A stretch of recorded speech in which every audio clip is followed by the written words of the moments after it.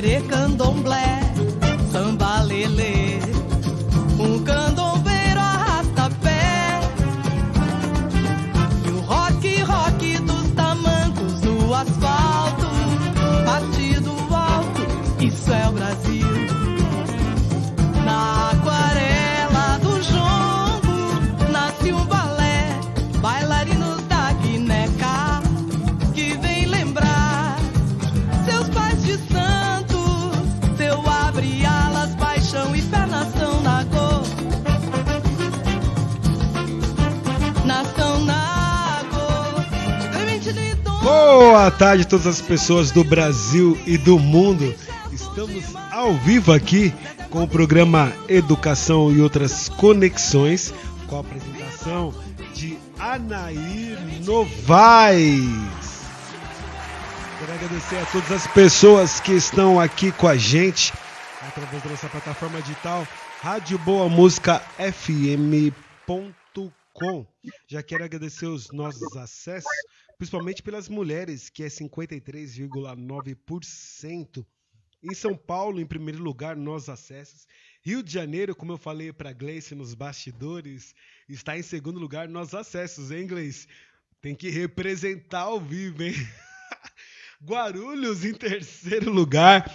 Salvador, Bahia em quarto lugar. E na ordem com a gente aqui presente, Manaus, Campinas, Jundiaí, Praia Grande, Santo André, São Bernardo do Campo, Ribeirão Preto, São José do Rio Preto, Angola, Guiné-Bissau, México, Colômbia, Estados Unidos, Argentina, Japão, Panamá, Portugal, Turquia, Índia e Tailândia. Gente, a gente tem acessado cada vez mais todos esses lugares. Olha só que legal. E chegando a quase 2 milhões de acessos e nessa plataforma digital radioboamusica.com. Tudo bem com você, Anair? Boa tarde a todas, a todos e a todos. Estou bem, graças a Deus, graças à minha ancestralidade. Aqui, firme e forte, com mais um Educação e Outras Conexões.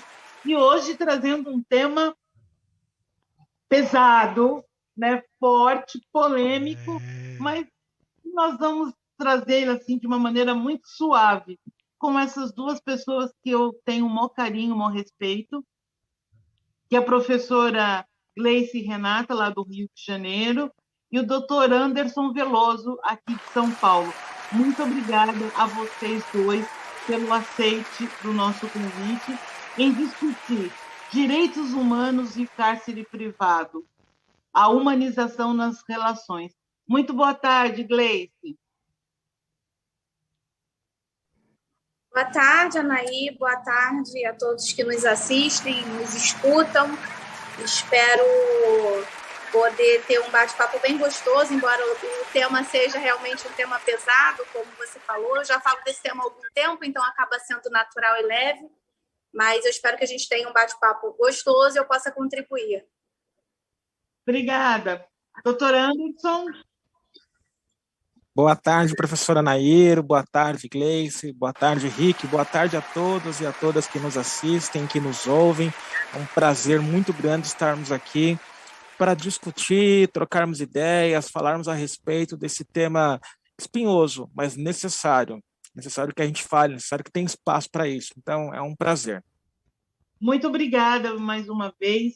E realmente é um tema espinhoso, mas de muita relevância, principalmente em tempos atuais, onde, né, os nossos direitos têm sido violados, onde os nossos direitos têm sido aviltados e onde a concepção de direitos humanos tem mudado, né, pela ótica de algumas pessoas. E, nesse sentido, eu já vou começar com você, Anderson. O que se entende por direitos humanos? Muito bem, vamos lá. Expressão que está totalmente fora, mal interpretada. Mas direitos humanos são direitos fundamentais. direitos fundamentais que são previstos, no nosso caso, na Constituição Federal, em outros regulamentos, em outros tratados também, tratados internacionais, e em âmbito internacional, a expressão de direitos humanos, a diferença é que direitos humanos eu uso para âmbito internacional e direitos fundamentais eu uso no âmbito nacional, no âmbito interno. Mas, em resumo, são direitos fundamentais para a pessoa humana. E eu falo assim, propositalmente para a pessoa humana, porque a ideia é ser redundante mesmo. A ideia é para enfatizar que são para as pessoas, são para os humanos, como o próprio nome sugere, mas que é preciso que a gente recobre esse conceito para lembrar que todos nós temos direitos, temos alguns direitos, temos direitos. Inclusive, aqui nós vamos tratar desse tema, as pessoas que estão presas, que estão com sua liberdade cerceada nesse momento, elas também têm direitos. Então, direitos humanos são direitos fundamentais para nos dar dignidade. São direitos sociais, são garantias individuais, são direitos básicos para que nós possamos sobreviver. Em resumo, e para que a pessoa leiga não ficar usando expressão jurídica, em resumo é isso. Obrigado. Gleice, quando o doutor Anderson ele fala, inclusive para as pessoas que estão no cárcere, né, que estão privadas dos seus direitos, e você que tem essa trajetória, como pensar esses direitos humanos, aonde muitas vezes nós conseguimos perceber, né, retrocesso dentro dessa esfera política. Achei muito interessante a fala do Dr. Anderson quando ele fala inclusive, né? E é uma fala que perpetua, porque a sociedade ainda tem inserido, né, dentro de si que aquele que cometeu um delito, ele perde todos os direitos, inclusive os direitos humanos. No entanto, há o que se falar numa sensibilidade ainda maior, porque ele está sob tutela do Estado. Então, olha a responsabilidade desse poder estatal em manter esse direito. Porque quando a gente fala de questões inclusivas, direitos humanos, a gente fala da cultura, da religião, da orientação sexual, né? Mas que a pessoa, embora numa situação de vulnerabilidade, ela está em liberdade. E aí, de repente, a gente precisa colocar um inclusive, né, para o público carcerário, quando, na realidade, é de suma responsabilidade estatal que sejam mantidos todos os direitos que não forem tirados pela pena, né, mas que todos os direitos humanos sejam mantidos durante aquela permanência dentro do cárcere. Eu costumo falar nos meus momentos de fala, junto principalmente com a minha equipe, quando a gente vai se preparar, né, que o desencarceramento social, o desencarceramento educacional, enfim, o desencarceramento cultural, ele precisa acontecer dentro da própria unidade. Ele está privado de liberdade, ele não está privado de todo o resto, né? E é nesse aspecto que, dentro desse contexto, o Estado do Rio de Janeiro, e aí eu sou muito grata de fazer parte desse contexto, né, com essa gestão. Inclusive, gostaria de agradecer muito ao doutor Fernando Veloso, que não apenas deu essa carta branca, né, para que eu me expressasse, porque quando a gente fala de sistema prisional, a gente não está falando sozinho. Tem aqui 5.225 servidores, né, que estão esperando esse momento de fala, mais 52 mil, que é o público carcerário do Estado do Rio de Janeiro, que também espera esse momento de fala, com suas famílias, esperando o que esse contexto carcerário tem a dizer sobre isso, né? E dentro dessa gestão, a gente tem quebrado muitos paradigmas, inclusive na inclusão do público carcerário naquilo que durante algum tempo acabou ficando tímido em relação a algumas questões, como a relação do trabalho, a relação do público LGBTQIA+, que tem buscado um respeito e projetos para a inclusão, que a gente vai poder falar a respeito disso durante a nossa conversa.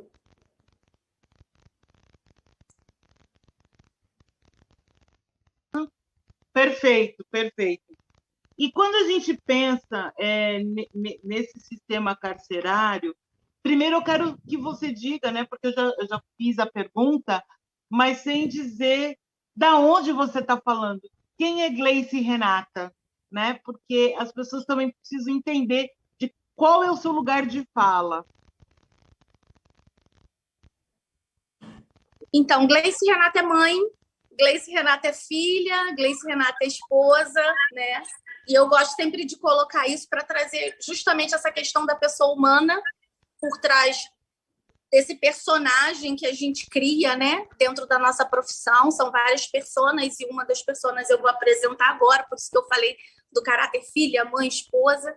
Eu sou formada há 18 anos em educação, sou pós-graduada em docência superior e há 10 anos atrás eu vim parar no sistema prisional por opção. Fiz a prova, ainda inspetora de administração penitenciária, fui aprovada em primeira turma, entrei e tive a oportunidade de trabalhar em diversos setores, né? Dentro desse contexto. Em 2018, por conta da intervenção federal e uma análise de currículos, foi a primeira vez que eu vim administrar, gerir a Escola de Gestão Penitenciária, que é uma escola em que capacita, qualifica e forma o policial penal do Estado do Rio de Janeiro. Felizmente, um grande ganho para essa categoria. No dia 24 do mês passado, nós fomos transformados em Academia de Polícia Penal, né? Fomos incluídos na Constituição há 2 anos atrás, aproximadamente, fomos transformados em Academia de Polícia Penal.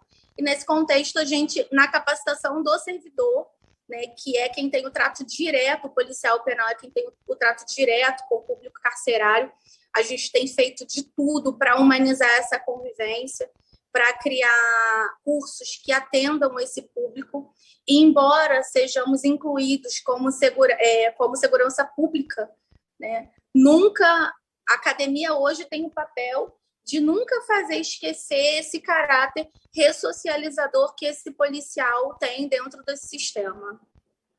Essa é a Gleice, mestranda em educação. Perfeito, Gleice, perfeito.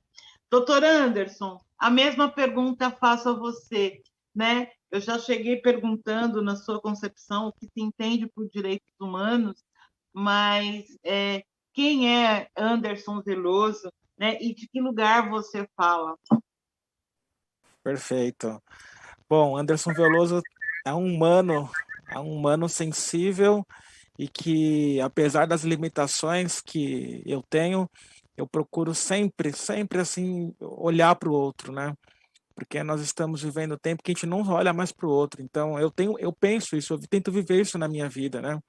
Eu sou advogado, eu sou mestrando em Direito também, eu acabei não mandando lá, mas sou mestrando em Direito e estudo, né, essa questão dos direitos humanos, dos direitos sociais, são temas que me interessam, né, não especificamente ligado necessariamente ao sistema carcerário, mas no aspecto geral de direitos humanos e direitos sociais, é o tema, inclusive, do meu mestrado, e também atuo na área do direito trabalhista,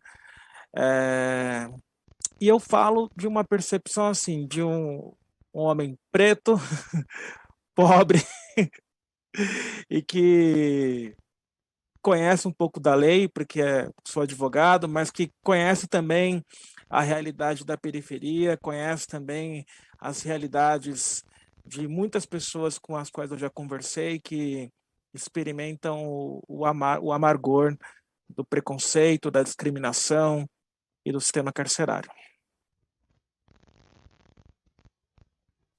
Perfeito, perfeito.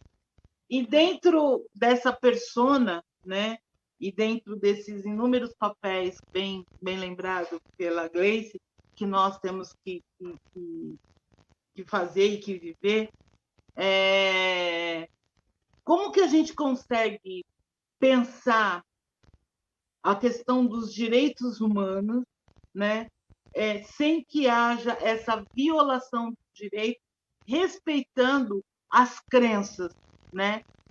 E por que eu estou fazendo essa pergunta? Porque é uma coisa muito embrincada na outra, né?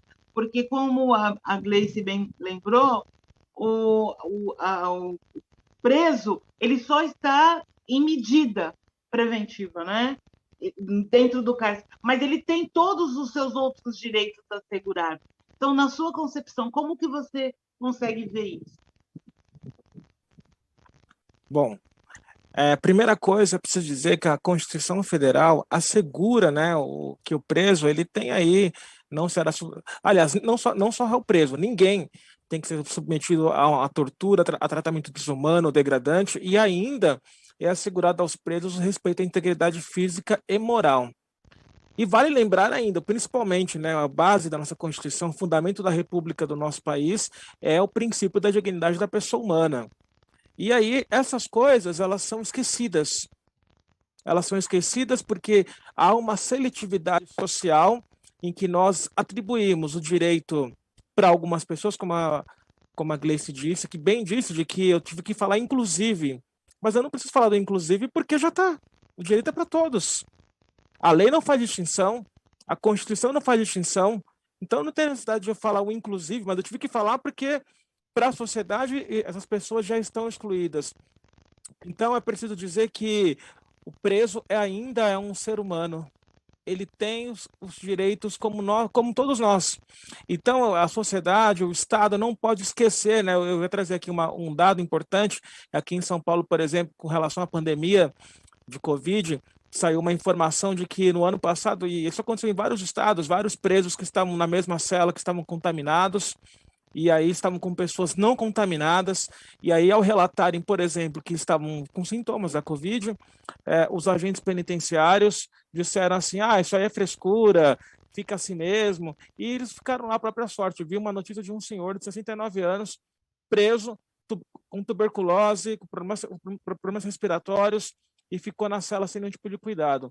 Então, é preciso ter a nossa consciência de que ele tem direito à ressocialização, ele tem direito a construir uma nova história, e o Estado é parte fundamental nisso, e a sociedade também é parte fundamental na reconstrução social dessa pessoa. Ela tem direito, ela já está com a sua liberdade cerceada, que é o cumprimento da sua pena, de modo que o direito à dignidade ainda pertence a ela tem dignidade, mesmo que ela se encontre cerceada naquele momento.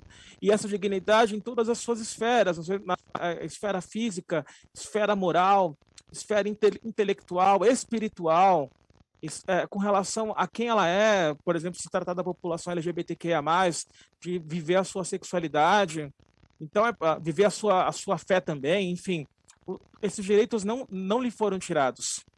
Esses direitos ainda permanecem, e nós precisamos olhar a partir dessa perspectiva, tirar esse juiz que há em nós, esse inquisidor que há em nós, de tratarmos as pessoas, colocarmos numa cela, colocarmos numa fogueira e fazer igual na Idade Média. Então, são tempos medievais que a gente vive em pleno século XXI. A gente só não tem a imagem da fogueira, a fogueira física, mas existe a fogueira social, em que a gente joga a pessoa lá, e aí quando ela sai, ela não consegue um emprego, porque a gente tem aquele preconceito o tempo todo. Então, quero dizer, para refinalizar aqui, a dignidade não é tirada com a prisão. A dignidade permanece, porque é um fundamento da República, só que é um fundamento não apenas teórico, tem que ser um fundamento efetivo.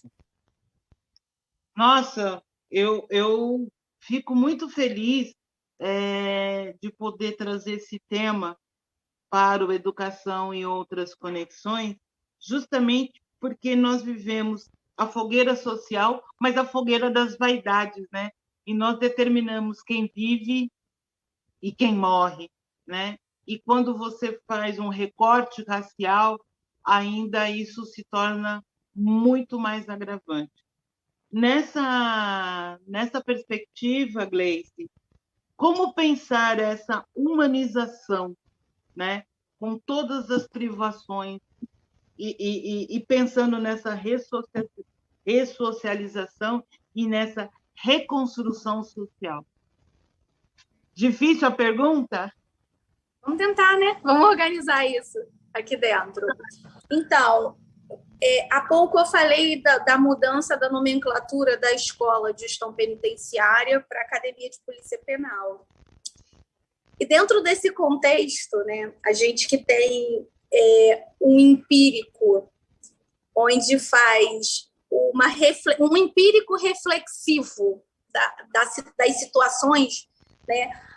A minha maior alegria quando foi mudado esse nome não foi somente pelo caráter dessa categoria ter conseguido um ganho, que foi ser incluído na segurança pública, mas de ter tirado o nome dessa instituição de penitenciária, que isso filosoficamente me incomodava, sabe, Anaí? Eu ser diretora de uma escola de gestão penitenciária, porque nós não atribuímos pena. E eu já vinha trabalhando para que a nomenclatura disso mudasse para prisional e não penitenciário. Olha só como que isso remete à Inquisição, quando você fala de penitência, né? De dor, de sofrimento, que realmente era a prisão no período inquisitório. Hoje, dentro de um contexto social, e aí eu vou falar por esse contexto que eu vivo, que é o estado do Rio de Janeiro, eu não posso ser leviana e falar daquilo que eu não vivo, né? Mas dentro do estado do Rio de Janeiro, com muito apoio do sistema prisional federal, né? Junto com as pessoas do DEPEN, com os gestores do DEPEN, a gente está conseguindo criar um entrelace muito grande com relação a isso. E aí, dentro da capacitação do servidor, foi criada a RESPEN, que é uma rede de escolas. Olha só que interessante, você ter uma rede de escolas que capacitam profissionais para cuidar do público carcerário, para que todos falemos uma mesma língua. O Brasil tem um tamanho continental. A gente está fazendo o mestrado num país pequenininho, né? Então, quando a gente olha Brasil, o que é a educação no Brasil? O que é o sistema prisional no Brasil? A gente olha um continente de possibilidades, né? Mas dentro do Rio de Janeiro, tanto com relação às questões religiosas, como com relação à sexualidade, a gente tem avançado muito, porque nós entramos dentro de uma política de governo de colocar pessoas técnicas em cadeiras estratégicas. Isso é muito importante dentro da administração pública. E a gente viu a diferença que aconteceu no contexto de rodar essa máquina chamada sistema prisional. Como mudou? Como a gente colocar uma pessoa, né, escolha do secretário, uma pessoa técnica lá na coordenação feminina, e a gente também não falou do público feminino carcerário, mas que também é um público pequeno e que não recebe visita e que nós precisamos prover emocionalmente para esse público, né? Quem é esse público? Então, assim, conseguimos, dentro desse contexto, colocar pessoas técnicas para melhor tratar esse público que é tão sensível. Eu costumo brincar e falar o seguinte, a gente vê alguns reality shows e a gente coloca pessoas, né, que normalmente fazem parte de uma mesma classe social, dentro de uma residência com recursos, e essas pessoas ainda assim têm necessidades tão diferentes.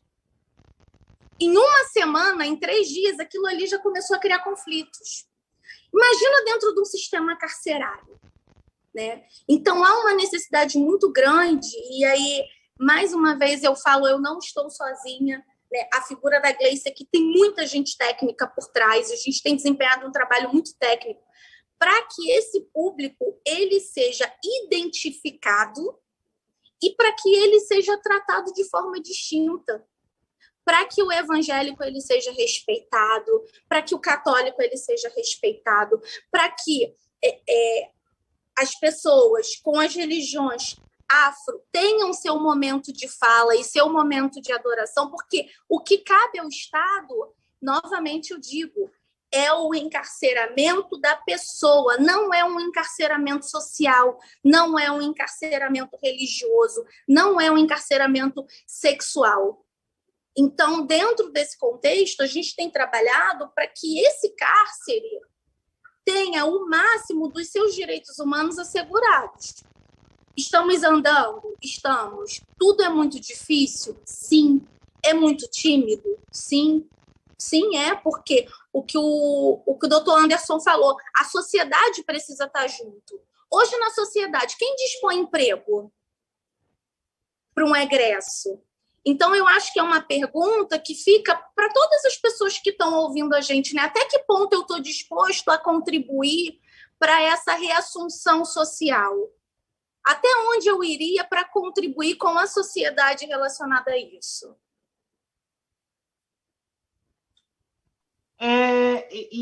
Tem um outro aspecto, né? Porque quando a gente fala do Rio de Janeiro, né? Porque tem toda uma vitrine social negativa para o Rio de Janeiro, né? Então, também como romper com essa vitrine, com essa imagem negativa, né? Porque a gente pensa que tudo de ruim, né? Ou tudo de perigoso só está no Rio, quando a gente sabe que isso está no mundo, né? Então, como que vocês têm lidado com essa imagem, com essa vitrine?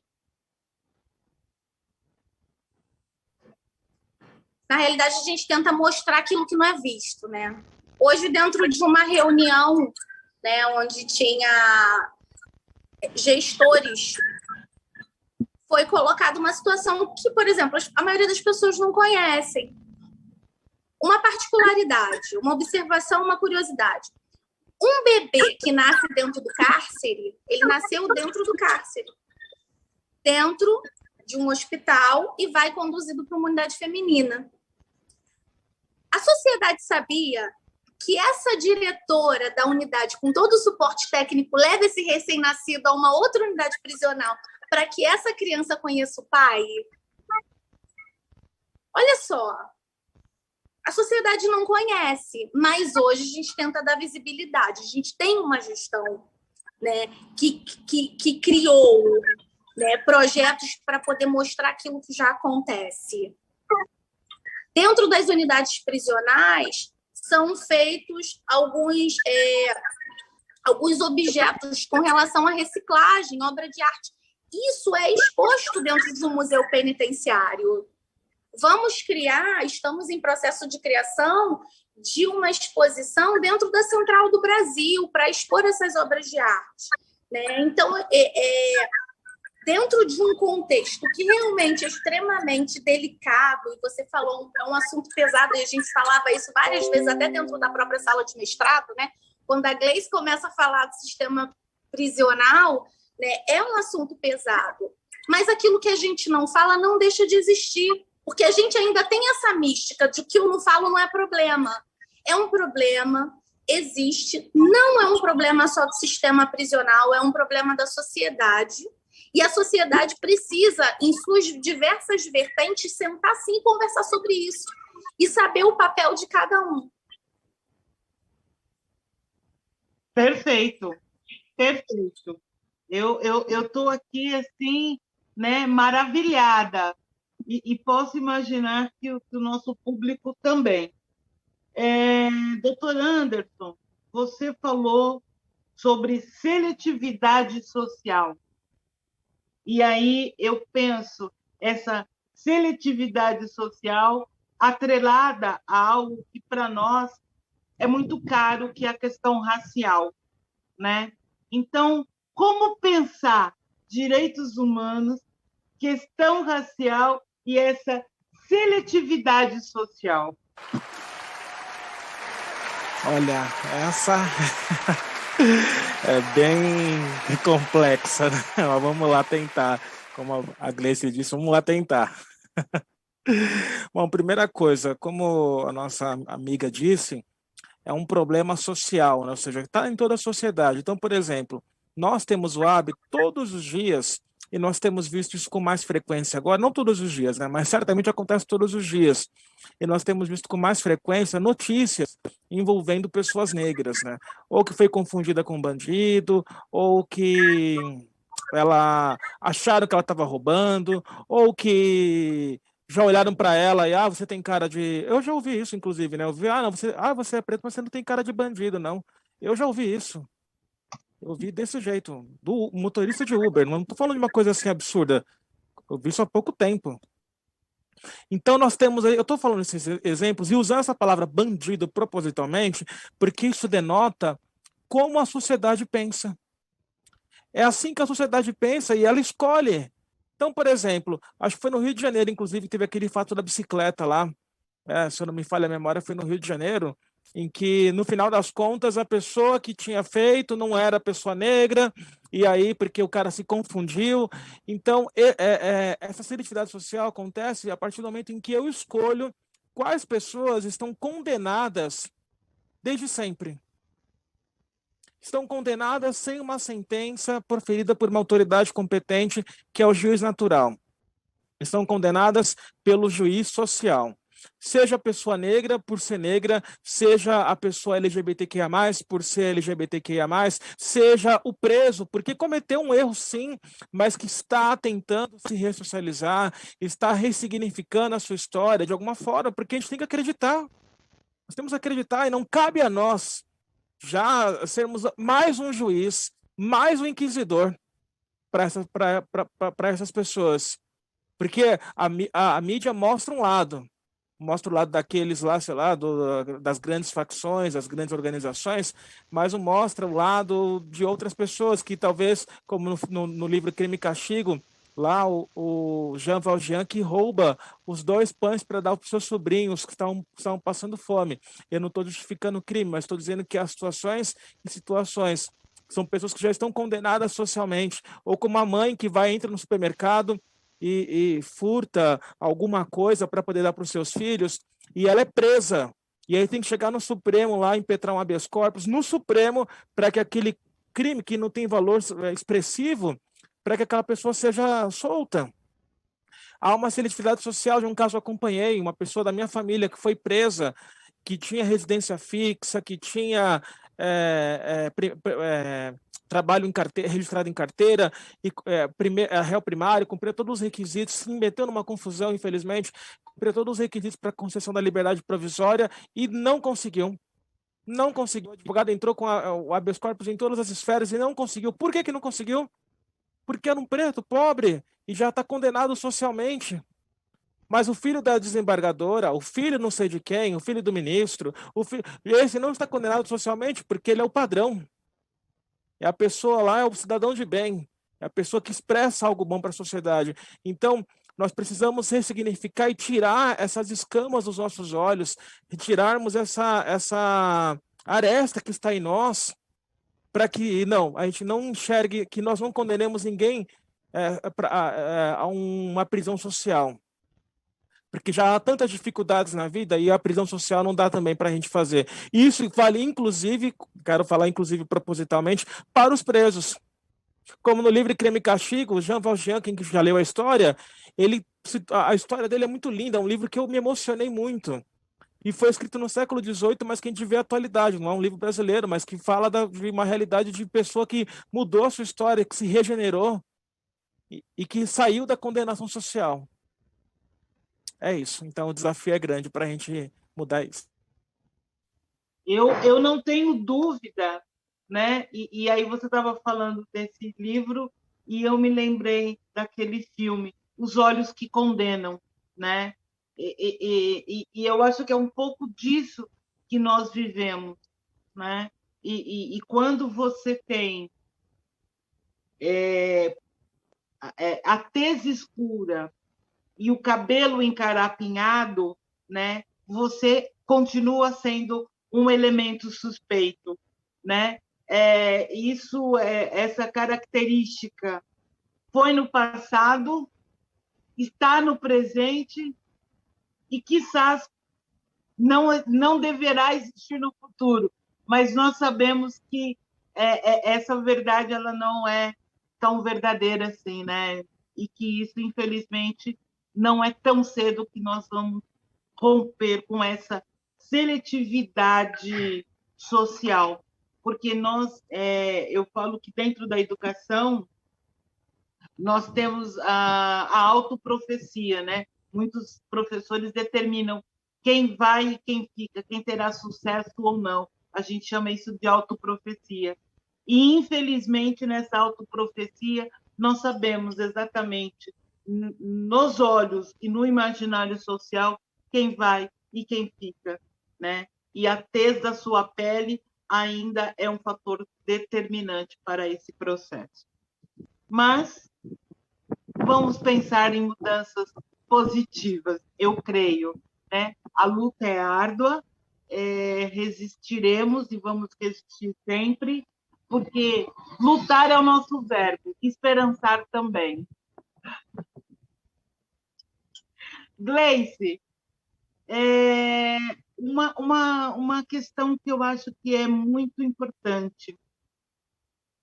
Como pensar a família nesse processo, né? Porque a gente fala muito do indivíduo, né? Que está nesse cárcere privado. Mas nesse processo, a família também sofre, né? E dentro desse processo, existe algum trabalho na qual vocês fazem para que a dor seja amenizada?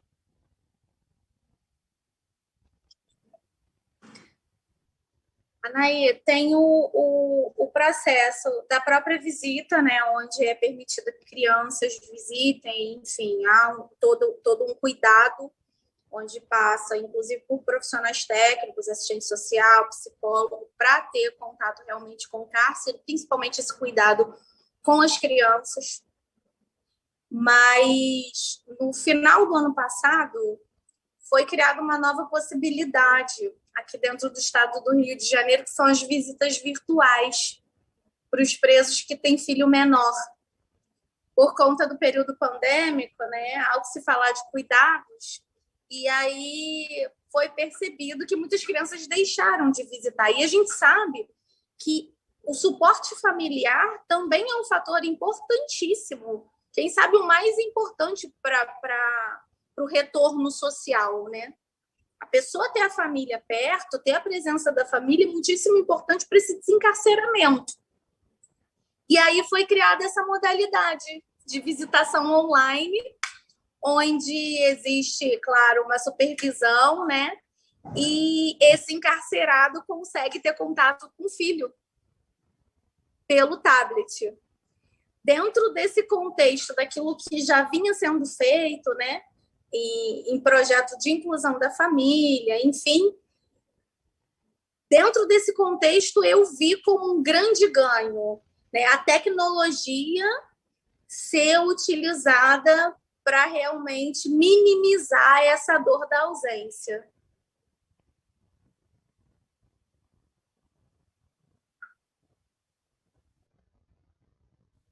Entendi. E quando a gente fala desses profissionais, principalmente que fazem parte da academia, e a gente sabe também que a tecnologia, para o bem ou para o mal, ela nos ajuda, né? Isso minimizou a dor. Mas e o trabalho posterior a isso, né? Como se dá? Há uma particularidade muito grande em relação ao cárcere, e aí eu vou entrar na questão feminina, né? É muito comum que o homem, quando ele acaba indo preso, ele adentra o cárcere para cumprir sua pena, normalmente ele recebe visitas, tá, Naira? Da mãe, da companheira, dos filhos. No entanto, há uma realidade muito triste e contrária quando se trata de mulher. A mulher, normalmente, ela é abandonada no cárcere. Isso é muito triste, a diferença, né? E aí a gente começa a ver as questões familiares, e eu tenho muito orgulho de ser mulher, né? Você sabe que o meu momento de fala como mulher, eu realmente não sou defensora de algumas causas, mas eu sou uma mulher extremamente defensora de que o lugar da mulher é onde ela estiver qualificada para estar, né? Então, a mulher, ela pode ter qualquer lugar de fala, e eu sempre falo isso. E aí, nesse contexto, você consegue ver a força da mulher dentro das estruturas familiares. Porque quando esse companheiro, quando esse marido, quando esse irmão, quando esse pai vai preso, e que essa mulher detém ainda a liderança dessa família, ela consegue não abandonar. Ela consegue ter essa força. E aí a gente observa o preso sendo assistido pela família, né? Levam, enfim, os seus pertences. Quando essa questão é feminina, a gente vê a dificuldade da pessoa que ficou responsável por essa estrutura familiar, esse companheiro, esse marido, enfim, essa mãe que normalmente tem que tomar conta, mais do que de um emprego, mas de toda uma estrutura familiar, porque a mulher virou base da família social, isso é um fato, né? Eu costumo brincar, até na minha casa, eu falo assim, falam de papel de homem e papel de mulher, né? Eu falo assim, eu trabalho para me sustentar, cadê o meu marido que ainda não tem dor de parto, né? Porque a gente já invadiu o universo masculino há muito tempo com relação às chefias de família, ao empoderamento, ao mercado. A gente briga por isso todo dia e conquista isso todo dia. E no sistema carcerário não é diferente, tá? Por isso, delas serem extremamente abandonadas e solitárias. E aí cabe, né, dentro do Rio de Janeiro, existe uma coordenação que trata exclusivamente do público feminino e LGBT, QIA+, e aí cabe implementar projetos, né? A gente tem projetos sociais, tem oficinas, tem até os concursos de beleza, né, dentro do Rio de Janeiro, nas unidades prisionais, é feito uma vez por ano. Então, a unidade Taravela Bruce tem o Garota Talavera, o Garota Ive, até dentro da UME, que é uma unidade materno-infantil, tem a Mamãe do Ano. A gente vem tentando suprir essa dívida, né, social, que aí é uma dívida de todo mundo junto, para essa pessoa, para que ela saia dali com o efeito minimizado do cárcere. Para que, de alguma forma, esse sistema... Lógico que isso não cabe apenas ao policial penal, a gente tem uma equipe técnica formada de psicólogo, de assistente social, de enfermeiros, de médicos, de pediatras, né, para poder dar suporte a essa mulher, muitas vezes tem filhos dentro do cárcere. A gente tem todo esse suporte técnico para poder minimizar isso. Aí é muito trabalho, viu? É muito trabalho. Bem-vindo ao mundo dos adultos. Algum tempo. Com certeza, né? E há quem diga que funcionário público não faz nada, né? Que é uma outra inverdade. Mas tudo bem. Anderson, nós nos bastidores conversávamos um pouco sobre essa questão da intolerância religiosa, né? E que você bem colocou como um dos direitos fundamentais, que é a questão de você poder professar a sua fé né, que é garantido por lei. Mas quando a gente pensa direitos humanos e religião, né, uma vez que o Estado é laico, mas a gente sabe que as pessoas não são, como pensar essa divisão ou como pensar essa junção? Muito bem, muito bem. Às vezes eu tenho a impressão que o Brasil tem vivido um momento em que a gente tem tentado transformar o nosso país numa teocracia. E eu acho isso muito sério, por mais que eu seja cristão. Olha só, tem talvez você que é cristão esteja me assistindo, me ouvindo, eu acho que eu estou falando um absurdo, mas eu falo com muita tranquilidade. O próprio Jesus foi quem fez a distinção disso. Para quem acredita na Bíblia, lá está escrito de que Jesus perguntou assim, Pedro perguntou para ele, Senhor, é lícito pagar o imposto a César? E Jesus respondeu, dai a César o que é de César e a Deus o que é de Deus. Nessa resposta, Jesus separou o Estado da igreja. Jesus tirou essa mistura que, infelizmente, nós temos visto acontecer no nosso país. E eu falo com muita tranquilidade, a Constituição assegura a nossa liberdade de culto, inclusive do preso, inclusive de todas as pessoas. Então, não tem que haver essa imposição religiosa de qualquer natureza, nem mesmo a religião cristã, porque nenhuma religião é maior que a outra. Não é porque a minha fé é verdadeira, a minha igreja, o meu Deus, o meu orixá, sei lá, o meu ancestral, não tem todos temos direitos de professar a fé conforme bem entender. É um direito básico, é um direito fundamental, garantia da Constituição da República, e nós temos que fazer valer. Então, essa mistura, sinceramente, eu não acho ela saudável, essa mistura. O Estado é laico, significa dizer que as figuras que representam o Estado, ou seja, as autoridades e demais agentes políticos, devem, claro, tem a sua fé no âmbito da sua individualidade, mas na figura do Estado não pode expressar isso. Então, não adianta fulano ou beltrano jurar sobre a Bíblia, jurar sobre algum outro tipo de livro sagrado, porque o Estado é laico. O Estado é laico. É garantia. A história diz isso, minha gente. A história, só a gente olhar a história do mundo, a história do nosso país. Quão prejudicial foi essa mistura, porque a impressão que eu tenho é que toda essa preocupação com moral e bons costumes é justamente para atingir as populações mais vulneráveis, para atingir a população LGBTQIA+, para atingir a população carcerária, atingir a mulher. Quantas vezes a gente vê a religião espizinhando a mulher, tratando a mulher igual coisa, tratando mal as religiões de matriz africana. Eu comentei há pouco o exemplo, uma situação que eu soube, que eu vivenciei. Então, não, eu não vejo direito fundamental, é direito humano que nós possamos professar a nossa fé conforme bem entendermos. E não cabe ao Estado, aos agentes políticos, às autoridades que representam, que personificam a pessoa do Estado, impor qualquer religião, impor qualquer credo. Isso aí é inconstitucional, isso daí é desumano, inclusive.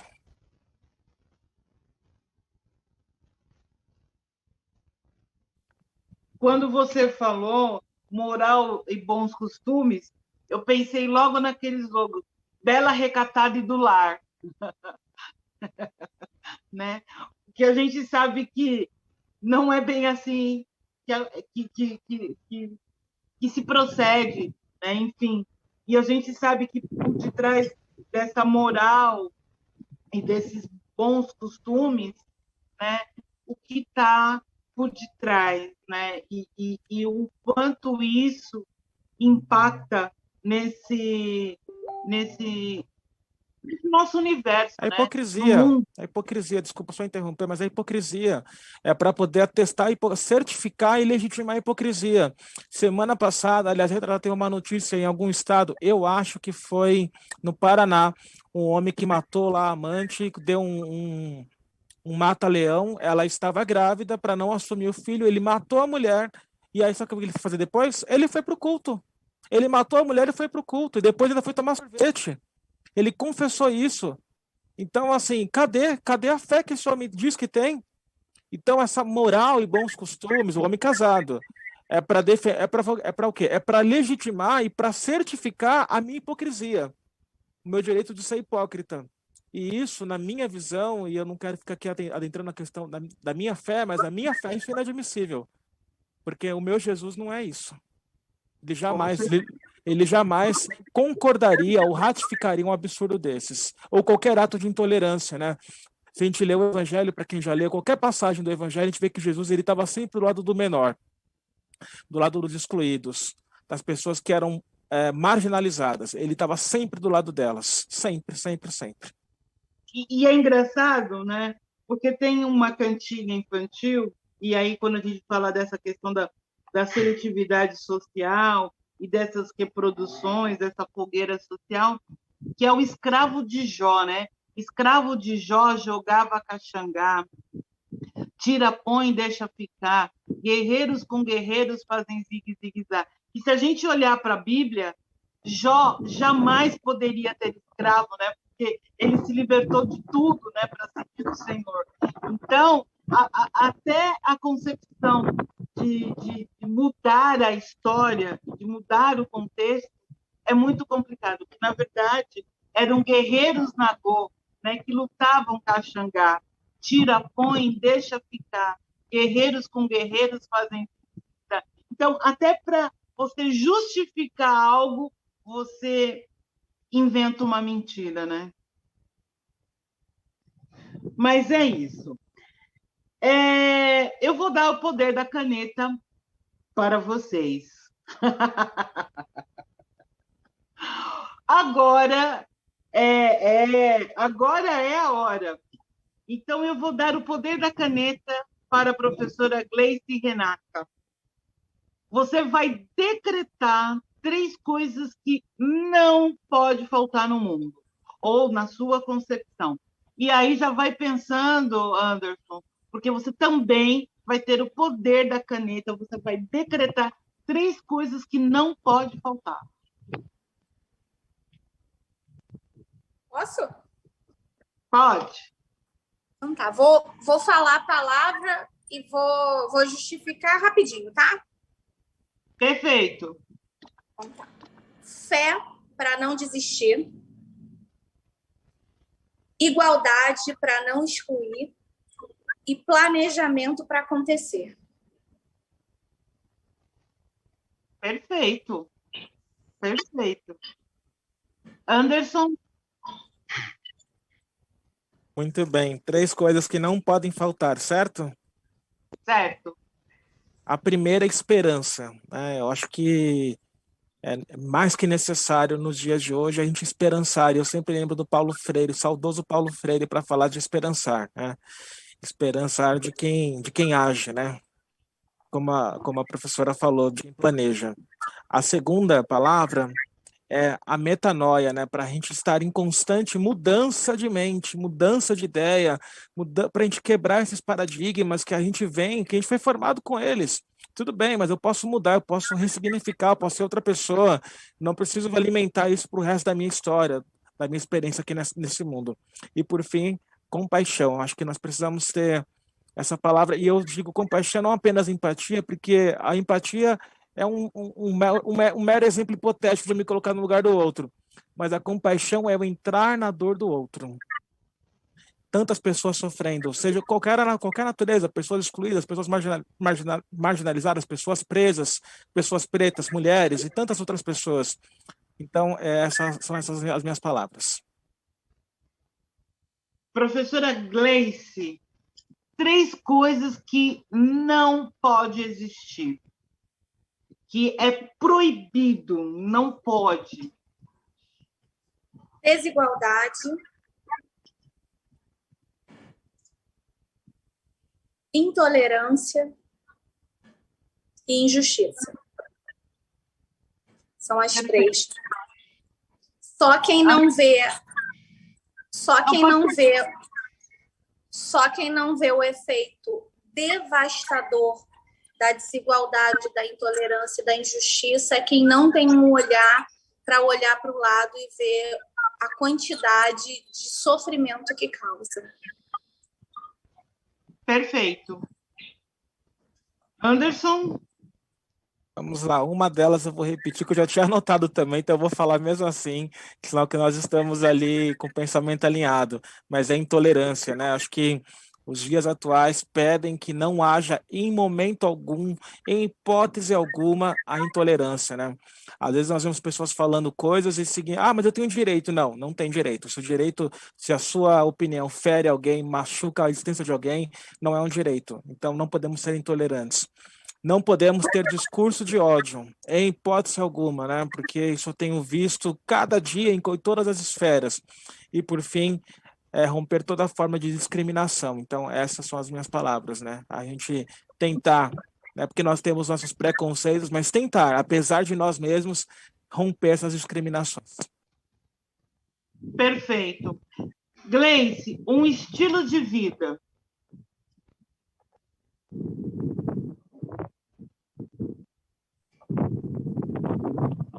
Difícil essa, hein? Mas eu vou tentar. Vamos lá. Vamos lá, Anderson. Vai pensando que você vem depois, é mais fácil. Ser de verdade. Ser de verdade é um grande desafio, mas é um grande estilo de vida. Fazer aquilo que a gente acredita ser certo. Perfeito. E para a gente já fechando esse bloco, você tem o poder de fazer uma mudança. O que você mudaria agora? Eu vou deixar você pensar. Vou deixar você Covardia pensar. comigo. Manda o Anderson responder. Vai lá, Anderson. Muito bem, um estilo de vida, andar na contramão, né?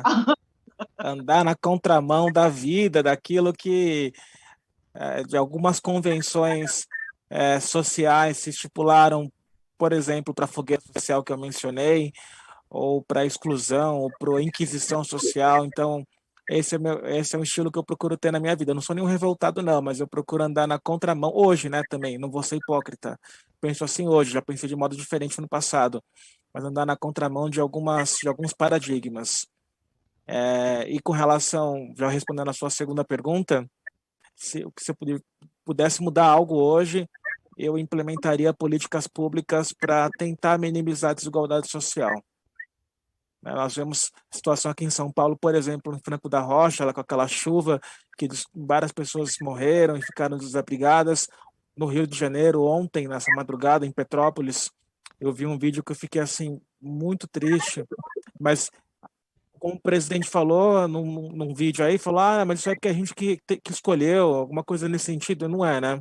São pessoas que, infelizmente, estão socialmente condenadas a viver dessa forma. Então, é isso que eu queria dizer. Políticas públicas para romper a desigualdade social. Gleice? Muito parecido com o do doutor Anderson, né? Mais escolas, menos prisões. Então, se eu pudesse implementar hoje, eu implementaria, sobretudo, nas políticas públicas de educação de base, para que a gente conseguisse ocupar esse tempo com cultura, com educação. Falar em cultura, eu gostaria muito de dar as minhas homenagens ao centenário da Semana de 22, né, que é de Artes Modernas, que ainda não acabou essa semana, gente. Vamos construir arte. Nós temos muitas crianças para implementar arte, para trazer inovação para a nossa cultura. Então, realmente seria cultura e educação na base. Perfeito, perfeito. Bom, tudo que é bom dura pouco, mas deixa um gostinho de quero mais. E o nosso programa está chegando ao fim, né? Mas eu quero, mais uma vez, agradecer a disponibilidade, o tempo de vocês estarem aqui, né? E dizer que vocês serão convidados outras vezes para estar aqui no Educação e Outras Conexões. E agora eu gostaria que vocês já pensassem nas suas considerações finais, deixassem as suas redes e aonde as pessoas te encontram, como é que elas fazem para falar com vocês. Enfim, o recado de um tchau. Gleice. As considerações finais, primeiro eu gostaria de agradecer muito ao programa, muito a você, muito ao doutor Anderson, como a gente aprendeu, como a gente trocou hoje. Dizer que a minha rede social, eu tenho um Instagram que foi transformado, era um Instagram pessoal, acabou virando um Instagram profissional, de tanto que a gente se dedica, né? E aí lá se escrever Gleice Renata, vai aparecer logo eu, e a gente está lá mostrando o nosso trabalho, respondendo aquilo que a gente consegue responder. Eu procuro, em sua máxima, responder todo mundo que me manda alguma coisa, tá?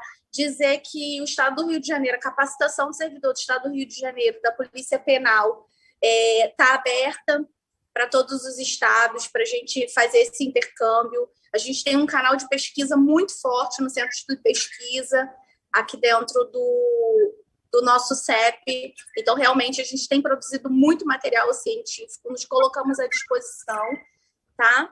E agradecer muitíssimo e dizer que eu estou esperando a próxima, porque foi muito rápido. Com certeza. Doutor Anderson? Eu também quero agradecer imensamente a você, professora Nair, também a professora Gleice, assim, que é uma enciclopédia de experiências reais, né? Que trouxe coisas que ela vive no dia a dia e que com elas eu pude aprender também com as nossas provocações, professora Anaíra, agradecer a rádio, agradecer a oportunidade de estarmos aqui.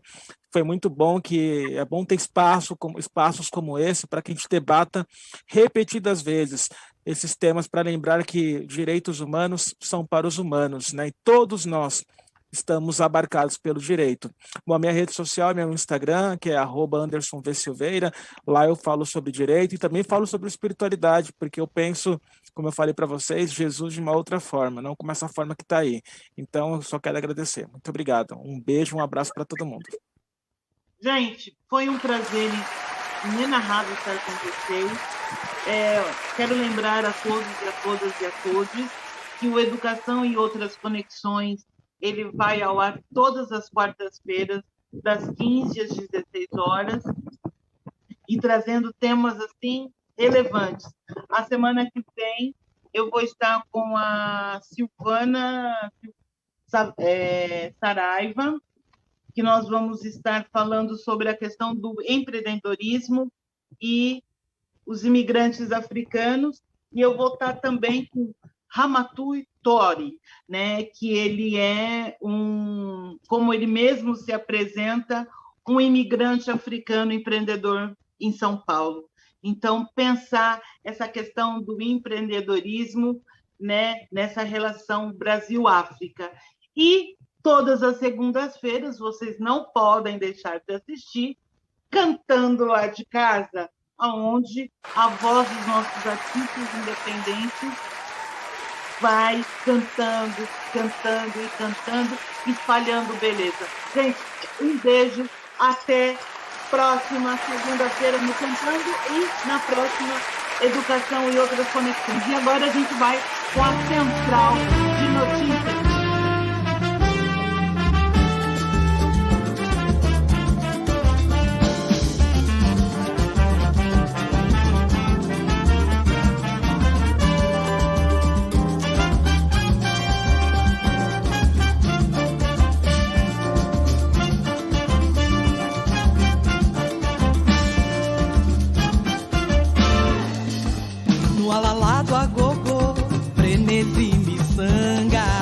A bananeira entra no samba e ginga gíria no gogó, pitel, pitanga, varapuava, um avatar. Samba querer candomblé, samba lelê, um candombeiro arrasta pé, e o rock dos tamancos no asfalto. Você acorda, você faz um café e a primeira coisa que você quer é uma boa notícia. Aquela dada com credibilidade e imparcialidade. Então, tá feito. Café com Notícia, trazendo as primeiras e principais notícias do dia. Café com Notícia. Bom dia, bom dia. Desperte para esse novo dia. Em 5 segundos, Café com Notícia.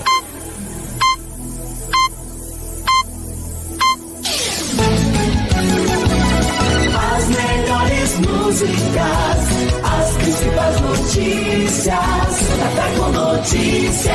No ar, edição do nosso Café com Notícias. A partir de agora, as primeiras e principais informações para você. Hoje é quarta-feira, meiuca de semana. Diego Soares junto com você e vamos abrindo já a edição de hoje, trazendo a previsão do tempo para todo o país.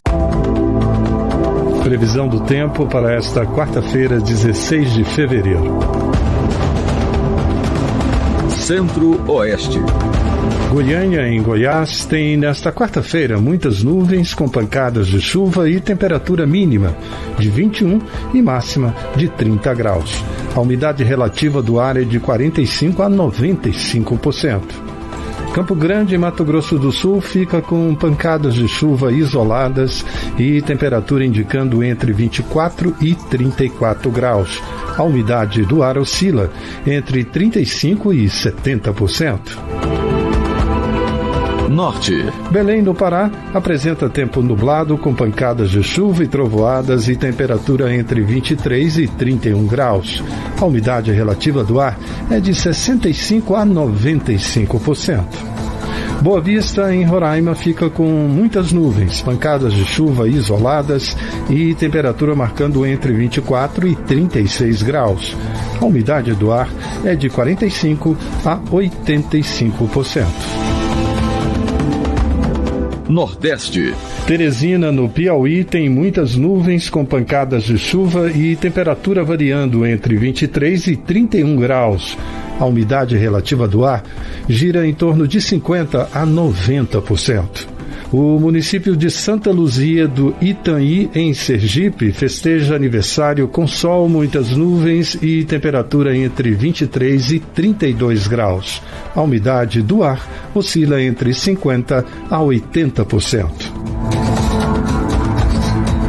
Sul. A cidade de Curitiba, no Paraná, fica nesta quarta-feira com pancadas de chuva isoladas e temperatura em torno de 17 e 26 graus. A umidade relativa do ar varia entre 40% e 100%. Arvorezinha, no Rio Grande do Sul, comemora aniversário com sol, poucas nuvens e temperatura oscilando entre 18 e 34 graus. A umidade relativa do ar é de 25 a 70%. Sudeste. No Rio de Janeiro tem muitas nuvens, com pancada de chuvas isoladas e temperatura entre 22 e 29 graus. A umidade relativa do ar varia entre 65% a 95%. O município de Raposos, em Minas Gerais, está aniversariando com pancadas de chuva, trovoadas isoladas e temperatura em torno de 17 e 23 graus. A umidade relativa do ar oscila entre 80% e 100%.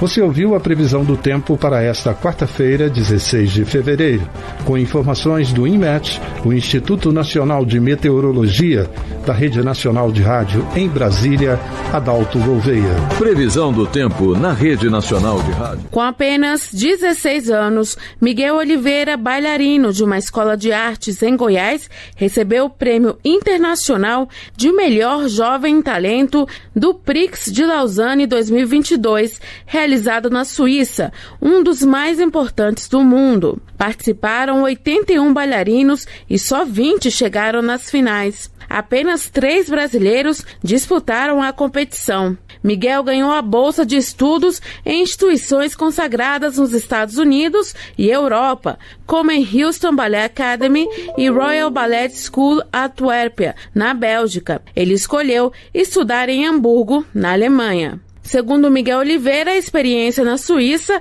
foi gratificante e agora está focado na carreira internacional. É uma fase muito importante na minha vida e ter ganhado esse prêmio foi algo muito gratificante, não só para mim, mas pelo trabalho dos meus professores, da minha família e de todas as pessoas envolvidas. Agora eu estou em Londres fazendo aula em escolas renomadas aqui, e com o propósito de seguir a carreira aqui fora. A coordenadora de dança da Escola do Futuro do estado de Goiás, em Artes Basileu, França, Simone Malta, está na Europa acompanhando o bailarino. Para a professora, o prêmio é importante para o Brasil porque comprova a qualidade das escolas de balé brasileiras e facilita o acesso a bolsas de estudo. Simone Malta ressalta ainda o valor social da dança e da arte no geral. Não só cultural, não só artístico, mas um trabalho de resgate social. Hoje os bailarinos,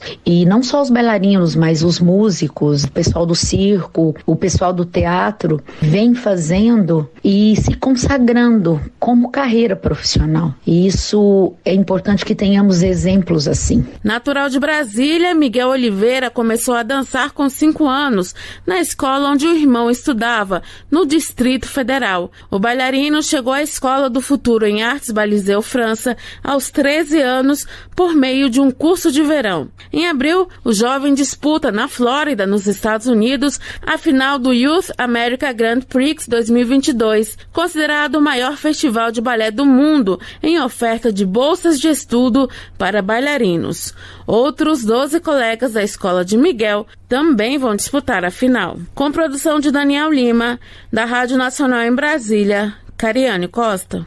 O assassinato do congolês Moise Kabagambi, de 24 anos, no início deste ano no Rio de Janeiro, acendeu o alerta da Prefeitura do Rio para agilizar melhorias na recepção e na assistência aos refugiados e imigrantes que desembarcam na cidade. Por isso, foi criado o Compar Rio, o Comitê de Políticas Públicas para Refugiados, Imigrantes e Apátridas do município do Rio de Janeiro, que ficará sob a gerência executiva da Coordenação de Direitos Humanos da Secretaria de Cidadania. Segundo o coordenador de Direitos Humanos da pasta, Matheus Tavares, o comitê vem sendo discutido desde meados do ano passado, com a participação da Acnur, a Agência da ONU para Refugiados, a Organização Internacional para as Migrações, a Caritas e organizações sociais que prestam assistência a refugiados e imigrantes. E a intenção é que as ações a serem definidas entrem em prática o mais breve possível. O objetivo do comitê é a instauração e a elaboração de políticas públicas para refugiados e imigrantes, para gerar oportunidades de emprego, para combater a xenofobia e o racismo, enfim, para incluí-los de vez na nossa sociedade. A gente precisa de mais geração de emprego, mais espaço nos colégios, nas creches, justamente fazer com que eles fiquem, com que eles gerem emprego, gerem renda, colaborem para a construção cultural da nossa cidade. Diretor da ONG Pacto pelo Direito de Migrar, Mário Undiga, se mostrou muito otimista com a criação deste comitê. Para ele, a iniciativa é uma forma de acolhimento e respeito com os cidadãos que saem de seu país em busca de dignidade. Undiga ressalta que a prioridade nesse momento é o emprego. Imediato é mais documentação e trabalho. Porque se você está fora do seu país, nós estamos aqui no Brasil, por exemplo. Se você está numa condição difícil, você deve procurar o quê? A sua irmã, a sua mãe e outras pessoas. No nosso caso, não. A única saída que nós temos aqui é para trabalhar. E esses imigrantes e refugiados, na maioria deles, têm as suas profissões. A prioridade nesse momento é o emprego. A segurança é generalizada, mas é bom destacar essa parte do emprego e a documentação. Mário Undiga é da Guiné-Bissau e cientista social formado pela UFRJ, mas ele lembra que a maioria dos refugiados e imigrantes não tem a oportunidade de estudar e nem de trabalhar, embora muitos tenham profissão. O congolês Moise Kabagambi foi morto a pauladas há pouco mais de um mês ao lado do quiosque Tropicália na Barra da Tijuca, zona oeste do Rio, onde prestava serviços como diarista. Ele foi agredido a pauladas e não resistiu. 3 homens acusados pela morte de Moise estão presos. Da Rádio Nacional no Rio de Janeiro, Cristiane Ribeiro. 25 pessoas, sendo 21 no Brasil e 4 na Espanha, foram presas durante 2 operações contra o tráfico internacional de drogas e lavagem de dinheiro. As ações, que receberam os nomes de Turf e Brutium, são realizadas em diferentes estados brasileiros e contam com a colaboração de agências de outros países, de acordo com a Polícia Federal. O grupo é acusado ainda de lavar dinheiro na compra e venda de cavalos de corrida, daí o nome da operação. O alvo é uma organização criminosa que compra drogas na Bolívia e Colômbia e distribui o produto no Brasil e mercado europeu. O superintendente regional da PF no Rio de Janeiro, Tássio Musi, dá detalhes do que foi descoberto nesses 18 meses de investigação. Uma investigação bem complexa, mapeando desde a internalização de cocaína no Brasil e a exportação para países europeus. Eu posso afirmar que os resultados são bem expressivos foram aproximadamente 10 toneladas de cocaína apreendida, no que diz respeito a numerário, aproximadamente 15 milhões de reais. Isso, por conta dessa cooperação internacional estreita, propiciou esse resultado. Segundo a Receita Federal, que também participa da operação, a Justiça Federal decretou o sequestro de aproximadamente 250 milhões de reais em bens. As ações ocorrem simultaneamente em 5 estados: Rio de Janeiro, São Paulo, Paraná, Santa Catarina e Mato Grosso, além do apoio das polícias da França, Bélgica, Espanha, Marrocos e Estados Unidos. De acordo com nota da Receita, a investigação teve início há cerca de 1 ano e meio e identificou uma organização criminosa que atua no transporte de cocaína da fronteira oeste do Brasil até portos do Rio de Janeiro e São Paulo. A droga era mandada para o exterior, inserida em contêineres a serem exportados. Da Rádio Nacional no Rio de Janeiro, Tatiana Alves. Cerca de 30 mil crianças de 5 a 11 anos foram vacinadas no Rio de Janeiro pelo programa Vacina na Escola, que começou na segunda-feira. O secretário municipal de saúde, Daniel Sorance, avalia o progresso da vacinação na capital fluminense. Os números estão gradativamente subindo. São, ao todo, 58% de crianças vacinadas. A gente vai se aproximando da nossa meta, que é chegar em 80% das crianças vacinadas na cidade do Rio de Janeiro. A busca ativa com os agentes comunitários de saúde, 40 mil crianças foram vacinadas com a busca ativa, entre escolas e agentes comunitários nos centros municipais de saúde.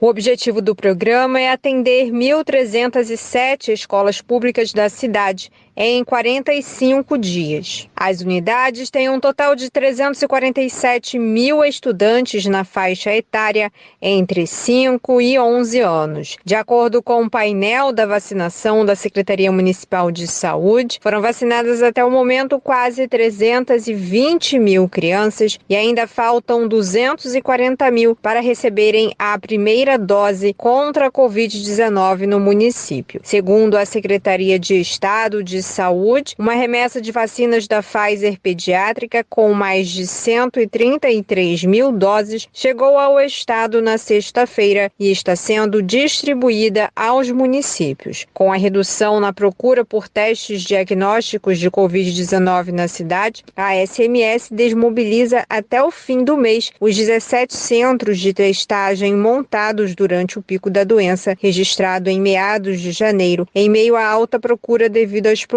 de casos da variante Ômicron. A taxa de positividade está em 25% e atualmente são 167 pessoas internadas por Covid-19 na rede SUS da cidade. A cidade do Rio registrou este ano mais de 370 mil casos da doença, o que equivale a 125,5% do total de casos do ano passado e 169,7% dos registros de 2020. Os óbitos este ano estão em 694 e foram 2.401 casos graves.